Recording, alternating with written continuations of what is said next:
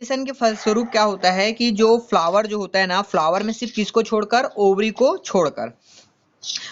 को छोड़कर क्या होता है, पौधों के जो अन्य भाग होते हैं जैसे कैलिक्स, करोला, एंडोसियम, गाइनोसियम, ये सब क्या, और स्टाइल, स्टिग्मा, ये सब क्या हो जाते हैं, क्षेत्र जो होते हैं सब क्या सूख जाते हैं, सूख कर क्या हो जाते हैं, नष्ट हो जाते हैं। बस ठीक है ना। फर्टिलाइजेशन की क्रिया होने के बाद सिर्फ कौन सा वाला भाग आपका, जो ओवरी जो होता है, ओवरी ही क्या होता है, ओवरी विकसित होता है, डेवलप होता है, और डेवलप होकर ही किसका फॉर्मेशन करता है, वह फ्रूट का निर्माण करता है। ठीक है ना। तो ओवरी से क्या होता है, फ्रूट का निर्माण होने के लिए क्या हो, कब शुरू हो जाता है। अब ध्यान से सुनते जाना ना, बस इसको कुछ ज्यादा कुछ नहीं, ध्यान से बस पॉइंट पॉइंट है उसको नोट डाउन करना होगा, तो करना नहीं तो ध्यान से बस सुनते जाना, एक एक पॉइंट बता रहा हूँ। देखो पहला पॉइंट, ओवरी जो है ना फ्रूट में क्या होता है, डेवलप हो जाता है। तो डेवलप होने में क्या होता है कि जो पॉलिनेशन की क्रिया होती है, यानी कि जो पोलन ग्रेन है, क्या होते हैं, पोलन ग्रेन जो है कहाँ पहुंचता है, स्टिग्मा पर। कहाँ पहुंचता है, स्टिग्मा पर। और जब वो स्टिग्मा पर जब पहुंचता है तो जो पोलन ट्यूब के द्वारा क्या करता है वह, हाँ, वो डिफरेंट टाइप्स के एंजाइम और हार्मोन को क्या करता है, सिक्रिएशन करता है। हार्मोन्स और एंजाइम्स का क्या करता है, वो सिक्रिएशन करता है। तो यही जो हार्मोन्स और जो एंजाइम्स जो होते हैं ना, ये पूरे कहाँ है, ये पूरे हार्मोन्स और एंजाइम कहाँ स्टोर हो जाते हैं, वह ओवरी में। कहाँ हो जाते हैं वो, हाँ, ओवरी में क्या हो जाते हैं, स्टोर हो जाते हैं। ठीक, अब फिर स्टोरेज होने के फलस्वरूप क्या होता है कि जैसे जैसे फिर क्या होता है, पोलन ट्यूब से क्या होता है, पोलन मेल न्यूक्लियाई जो है किसका फॉर्मेशन करता है, फर्टिलाइजेशन करता है, फर्टिलाइजेशन की क्रिया करता है। उसके बाद क्या होता है, फर्टिलाइजेशन की क्रिया होने के फलस्वरूप क्या बना लेता है, वो सीड बना लेता है। ठीक, तो मैंने भी क्या बताया कि सीड जब बन जाता है तो सीड कहाँ रहता है, अंदर, लेकिन ओवरी वाले भाग पर जो पोलन ट्यूब के द्वारा हार्मोन्स और एंजाइम जो होते हैं उनको क्या करते हैं, वो वह एब्जॉर्ब करके रखते हैं, जिसके कारण उनमें क्या होता है, ओवरी में फ्लैसी पेरेन्काइमेटस टिश्यू का क्या होता है, निर्माण होने लगते हैं। मतलब उसमें जो ओवरी है धीरे धीरे वो भी क्या होना शुरू हो जाता है, फूलना शुरू हो जाता है। तो वो फूलना शुरू हो जाता है, तो फूलता क्यों है, क्योंकि उसमें किसका फॉर्मेशन होता है, फ्लैसी पेरेन्काइमेटस टिश्यू बनने लगता है।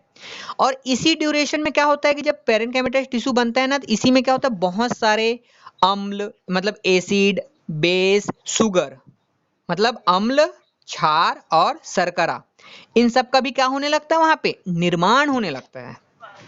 ठीक है, जिसके कारण क्या होता है कि जो ओवरी की जो दीवार है, मतलब जो दो ओवरी की जो वाल है वो क्या होने लग जाती है, वह मोटी होने लग जाती है।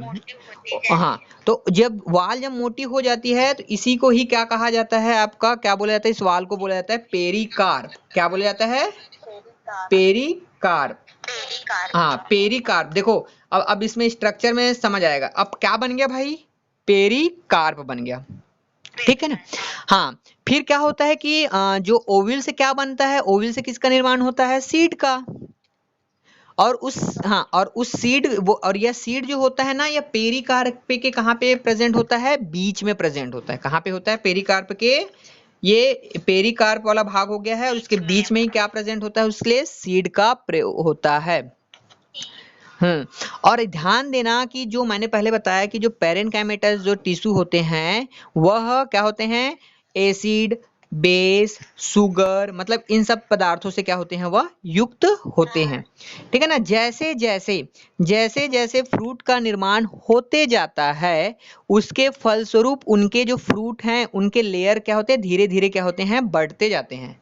मतलब कि एक ऐसी अवस्था आती है जब मैच्योर होने के फलस्वरूप कि उसके 3 भाग हो जाते हैं। एक बाहर वाला भाग इपिकार्प, फिर उसके बाद मेसोकार्प, और अंदर वाला भाग क्या कहलाता है आपका, एंडोकार्प कहलाता है।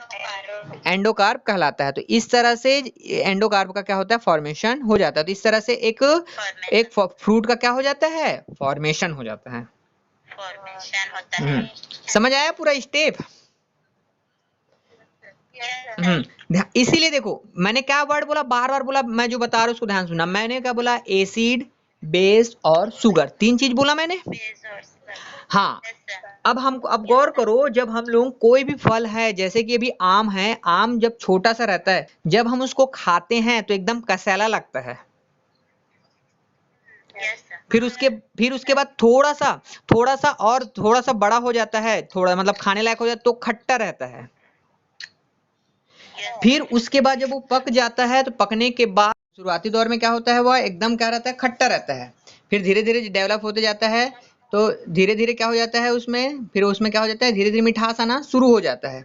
वो क्यों होता है? क्योंकि उसमें मैंने बताया क्या, अम्ल, क्षार, शर्करा और विभिन्न प्रकार के रसायनों का क्या होता है, उसमें धीरे धीरे क्या होता है, निर्माण होता है, जिसके कारण कि क्या होता है, फ्रूट जो होते हैं, फ्रूट में जो है डिफरेंट टाइप के हमको क्या दिखाई देते हैं, चेंजेस दिखाई देते हैं। फिर मैंने बताया, याद रखना, फ्रूट जो होते हैं, फ्रूट के कितने भाग होते हैं, 3। एक होता है आपका क्या, एपिकार्प, मेसोकार्प और एंडोकार्प। और हाँ, और ये सब पूरे जो भाग को क्या कहा जाता है, आपका पेरिकार्प। मतलब फ्रूट के आउटर लेयर, फ्रूट के वाल को क्या कहा जाता है, पेरिकार्प कहा जाता है। पेरिकार्प जो होते हैं वो तीन भागों से मिलकर क्या होते हैं, वो बने हुए होते हैं।